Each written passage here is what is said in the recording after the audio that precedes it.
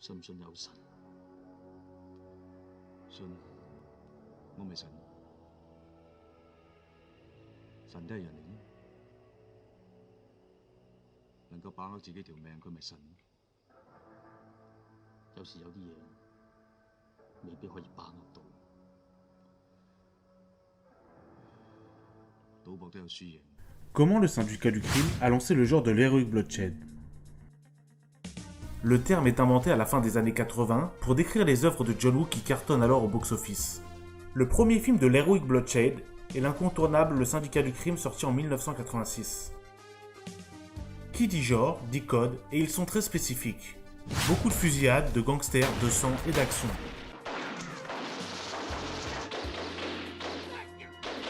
Mais l'essence de l'heroic bloodshed est l'amitié, basée sur une loyauté sans faille, pouvant aller jusqu'au sacrifice ultime. Le tout dans une ambiance tourmentée du Hong Kong de cette époque. Une colonie britannique à l'identité entre Chine et Occident, au sommet de sa puissance économique et menacée par un futur incertain. Le genre atteindra son apogée au début des années 90, et les cinémas de Hong Kong seront envahis d'œuvres s'inscrivant dans la lignée du syndicat du crime. Sortez vos gabardines et vos lunettes de soleil, aujourd'hui nous allons parler gangsters, amitié et gunfight. Bonjour et bienvenue dans la chronique du Pharaon.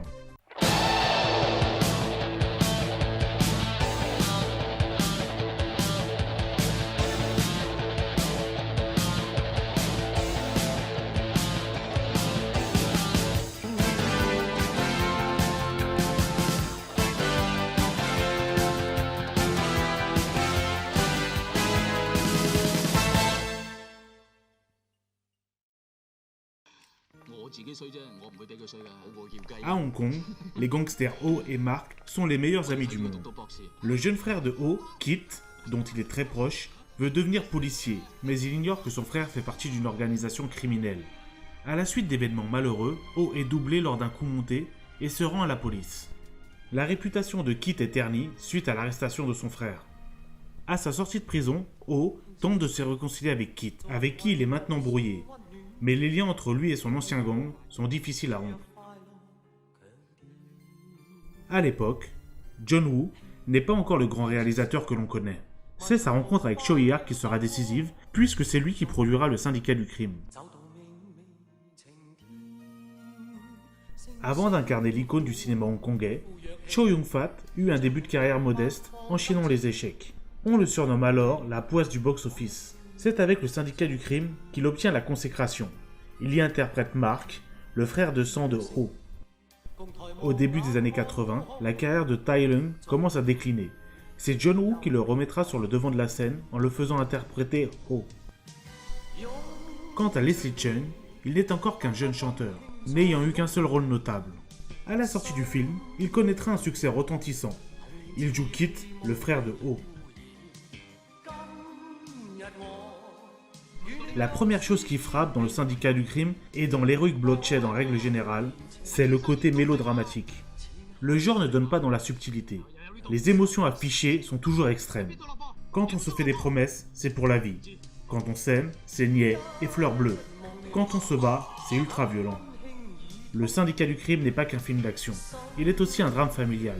Ce type d'intrigue dramatique autour de la famille était un standard du cinéma cantonais des années 50-60. John Woo ne fait que le réactualiser. Lorsque Ho sort de prison, c'est un héros de l'ancien temps. Sa quête de rédemption passe par un retour vers la légalité, mais aussi et surtout par l'obtention du pardon de son jeune frère. L'enjeu émotionnel et thématique du film est néanmoins ailleurs. Il réside dans l'humiliation que subit un troisième personnage, le second rôle qui vole la vedette à tous, Mark, interprété par Chow Yun-fat.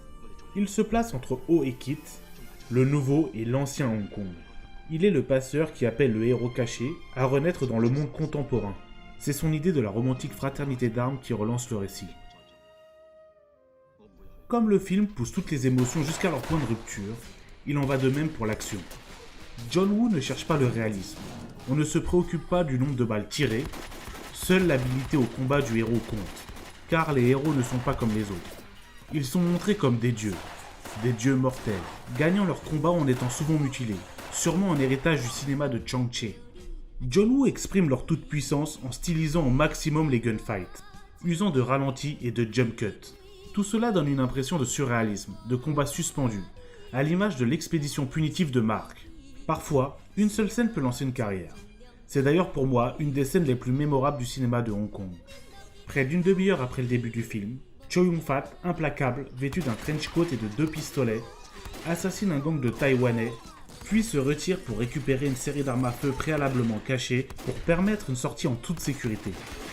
Car le héros évoluant dans l'Heroic Bloodshed utilise essentiellement des armes à feu. Le gimmick le plus célèbre est l'utilisation de 2 pistolets, un dans chaque main. Le genre n'est pas avare en impact de balles et en geysers de sang. Les films se terminent souvent dans une grande scène d'action où se mélangent en grande quantité hémoglobine et poudre. Dans cette scène, grandeur et décadence sont réunies. La dimension tragique et sacrificielle est constitutive du geste héroïque. Cette scène clôture le premier acte où les héros étaient tout-puissants et triomphants. L'ensemble de la séquence alterne action rapide et ralenti, où tout se déroule en moins de 2 minutes. Pourtant, elle s'est avérée suffisamment longue pour établir un nouveau type de film d'action et un nouveau type de star de l'action. À la sortie du film, de nombreux jeunes descendent dans les rues de Hong Kong, arborant lunettes de soleil, costumes Armani ou trench coat.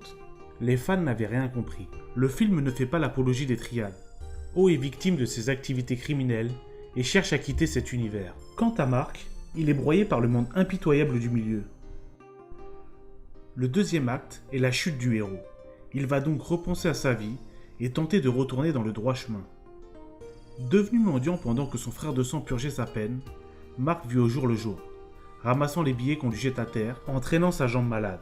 Cette jambe qu'il perd précisément lors de son avènement héroïque. Oh, quant à lui, se fait embaucher comme chauffeur de taxi et tente de couper les liens avec le milieu.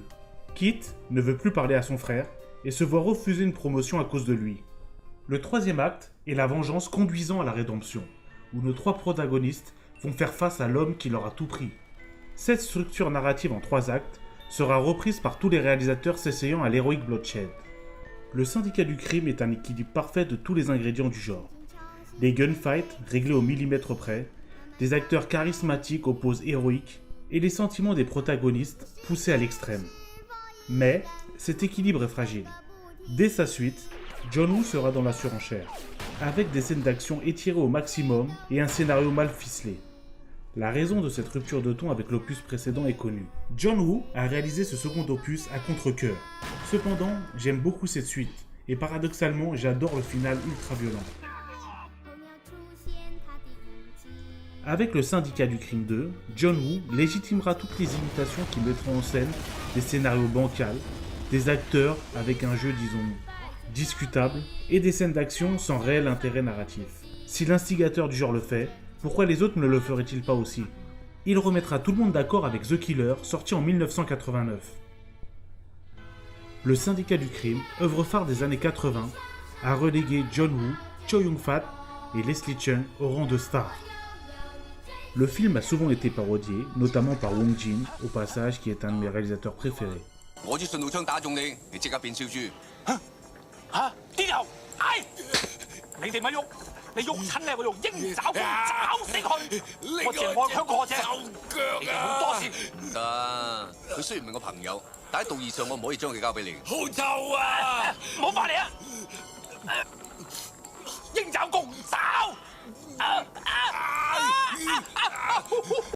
Après plusieurs années, John Woo reviendra avec l'œuvre ultime, impossible à égaler, qui en finira avec le genre.